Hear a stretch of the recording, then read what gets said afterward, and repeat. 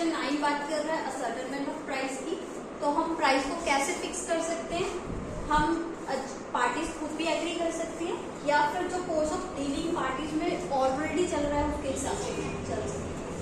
अगर जो पहले प्रोविजन है मतलब इसके अकॉर्डिंगली अगर प्राइस को डिटर्मिन नहीं किया गया है तो बायर क्या करेगा? वो रीजनेबल प्राइस पे करेगा, ठीक है। और रीजनेबल प्राइस क्या है? वो हर केस के सर्कमस्टांसेस पे डिपेंड करेगा। और सेक्शन 10 क्या कर रहा है? Agreement to sell at valuation.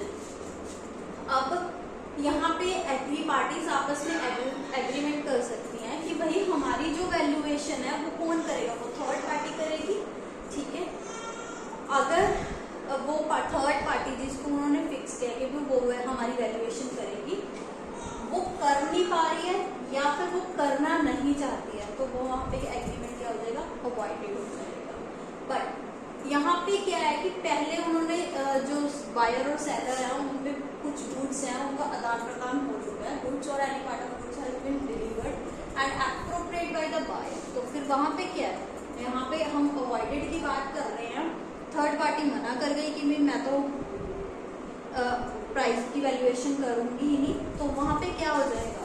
वहाँ पे जो बायर है उसने रीजनेबल प्राइस पे करना। और कभी ऐसा भी है कि सामने वाली पार्टी आपको जानबूझ के थर्ड पार्टी को वैल्यूएशन करने नहीं दे रही है, तो उस केस में जिस पार्टी की गलती नहीं है, ठीक है, तो वो सूट फॉर डैमेजेस कर सकती है किसके अगेंस्ट?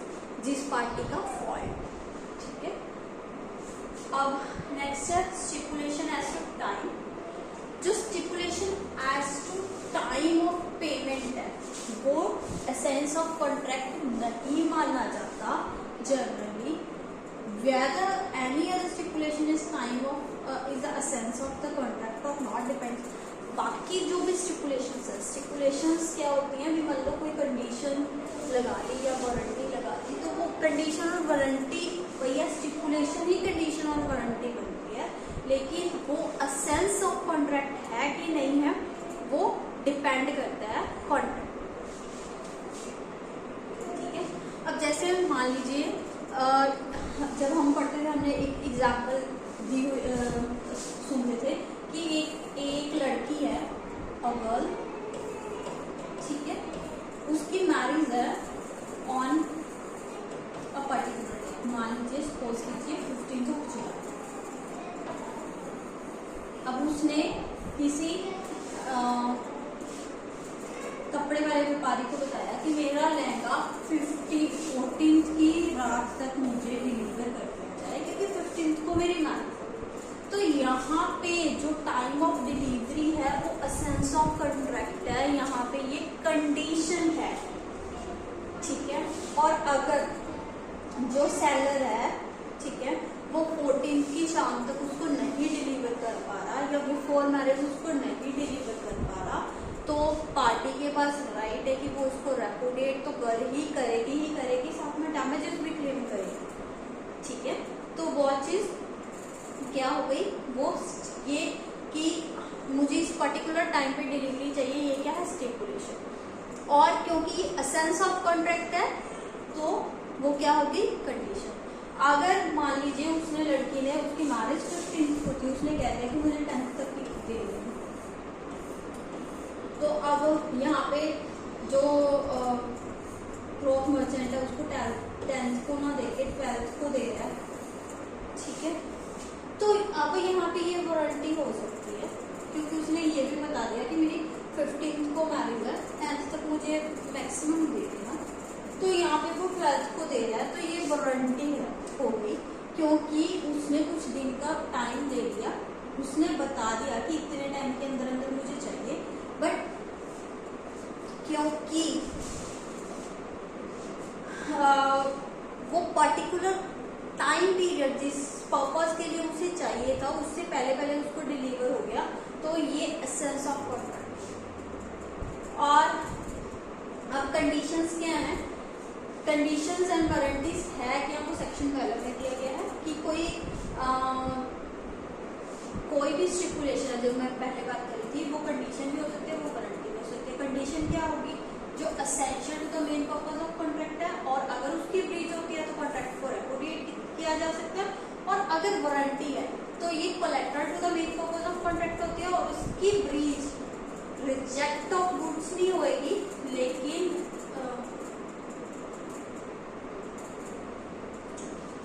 उसकी जो रिलीफ होगी उसकी ब्रीच पे हम डैमेजेस क्लेम कर सकते हैं, ना कि हम गुड्स को रिजेक्ट कर सकते हैं, ना ही कॉन्ट्रैक्ट को रेपुडिएट कर सकते हैं।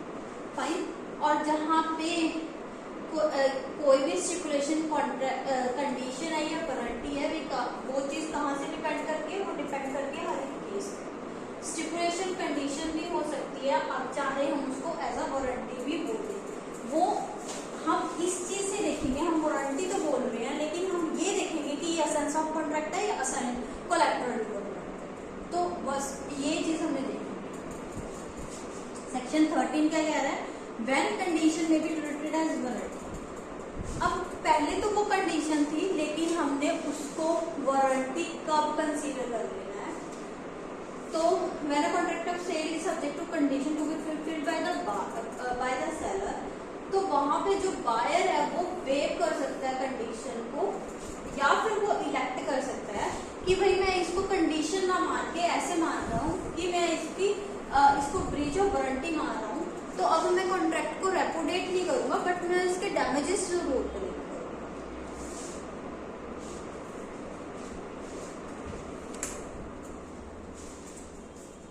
अगर कॉन्ट्रैक्ट ऑफ सेल है जो, वो सारा का सारा ऐसा है कि इकट्ठा ही होगा, उसको हम अलग अलग पार्ट्स में स्वेयर नहीं कर सकते, और वहां पे जो बायर है उसने कुछ गुड्स को या उसके पार्ट ऑफ गुड्स को कुछ को उनकी डिलीवरी अपने पास ले ली है, तो वहां पे अगर लेटर ऑन सेलर क्या कर रहा है, वहां पे कुछ कंडीशन को ब्रीच कर रहा है, तो अब क्योंकि वो सारा का सारा इकट्ठा ही फुलफिल किया माना जाएगा, उसको सुवेरेबल कर ही नहीं सकते, तो वहां पे हम ब्रीच ऑफ कंडीशन को यही मानेंगे कि ये ब्रीच ऑफ वारंटी हुई है, और वहां पे जो बायर है क्योंकि उसने पहले ही डिलीवरी कुछ चीजों की ले ली है, तो वहां पे वो सारी गुड्स को रिजेक्ट तो कर नहीं पा रहा, तो उसको रेपुडिएट करने का राइट नहीं है, लेकिन वहां पे वो इसको वारंटी मान लेगा।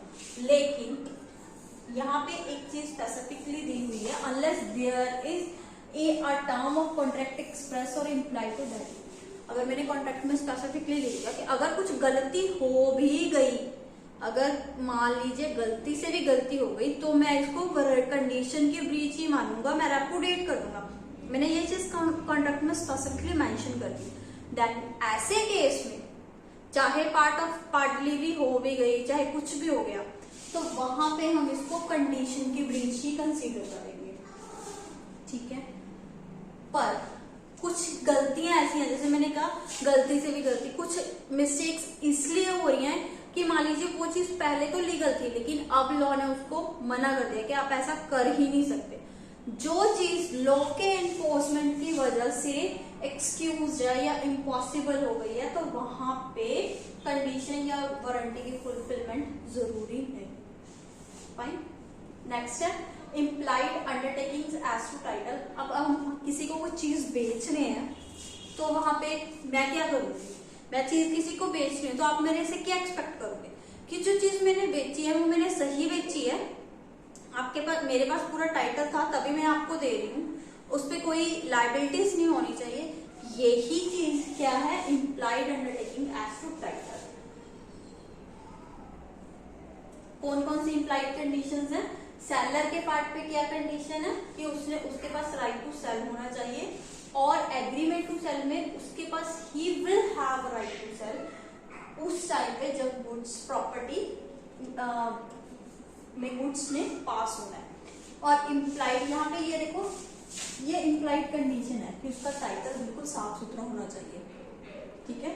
उसके पास राइट होना चाहिए जिस टाइम पे वो चीज बेच रहा है कि भाई मैं चीज बेच सकता हूँ, मैं ओनर होना चाहिए। ऐसा नहीं है कि मैंने उस चीज को लाइसेंस पे ले लिया, लेटर ऑन मैं क्या कर रही हूँ, मैं उसका पोजेशन आ गया क्योंकि मेरे पास लाइसेंस पे थी वो चीज, लेटर ऑन मैं क्या कर रही हूँ, मैं उसको बेच रही हूँ, तो मैं प्रॉपर टाइटल नहीं दे रही हूँ ना आपको। ऑनर तो कल को खड़ा होएगा ही कि भाई मेरी चीज है ये, मेरे को वापस करो। तो वहां पे ये इम्प्लाइड कंडीशन होनी चाहिए कि जो चीज मैं बेच रही हूँ वो प्रॉपर उसका मेरे पास है। नेक्स्ट है implied warranty that a buyer shall have enjoyed quiet position of goods, कि भाई जब मैंने बेच दी, आप जो अपने गुड्स को इंजॉय करोगे उनका पोजेशन, तो उसमें किसी तरह की डिस्टर्बेंस नहीं होगी, मतलब कोई और बंदा के नहीं कहेगा कि आप इसको कैसे यूज कर रहे हो, ये तो मेरी चीज है, ऐसा नहीं होगा। नेक्स्ट है implied warranty that goods shall be free from any charge और encumbrance in favour of third party not declared और known to the buyer before at the time when contract is made. यहाँ पे ये है कि implied warranty है, ये भी वारंटी है, ठीक है, कि जो चीज मैंने बेची है उस पे किसी तरीके के टैक्सेस वगैरह पे करने नहीं रहते हैं, वहां पे उस पे किसी थर्ड पार्टी का कोई चार्ज नहीं होना चाहिए। और अगर है तो जिस टाइम पे मैंने सेल की है मैंने बायर को वो चीज बताई हुई होनी चाहिए। अगर बायर की नॉलेज में नहीं है तो वो चीज ब्रीच ऑफ वारंटी हो जाती है। नेक्स्ट है सेल बाय डिस्क्रिप्शन। अगर हमने गुड्स को डिस्क्रिप्शन के हिसाब से बेचा है, डिस्क्रिप्शन और सैंपल की हम बात करेंगे। डिस्क्रिप्शन और सैंपल में क्या फर्क होता है? मान लीजिए राइस की बात करते हैं हम। राइस आपने सुने होंगे ना कि बासमती होते हैं, ठीक है, कुछ परमल होते हैं, ऐसे अलग अलग इसकी राइस की क्वालिटीज आती हैं जिसको हम सिंपल लैंग्वेज में बोलते हैं। तो ये डिस्क्रिप्शन है, बासमती उसकी डिस्क्रिप्शन है। बासमती में भी कई तरीके के राइस आते हैं।